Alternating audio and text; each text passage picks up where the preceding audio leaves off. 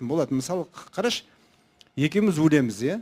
Екеуміз өлеміз, сонда бізді екеумізді құрт жейді, иә? Екеумізді құрт жейді ғой енді, біз атеистпіз ғой. Ал енді жарайды. Бұлай ойлайықшы.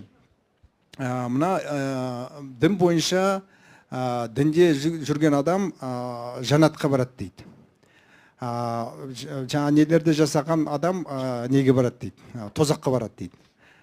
Сонда, мысалы, екеуміз айталық, атеистпіз, егер Алла жоқ десек, онда екеумізді шіріп кетеміз, арамызда ешқандай айырмашылық жоқ.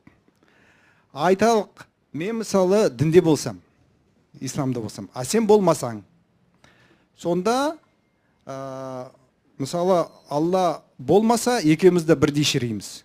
А егер болса ше, онда сен тозаққа кетіп қаласың, а мен жанатқа кетіп қаламын. Сонда математикалық қорытындысын қарайықшы. Сені не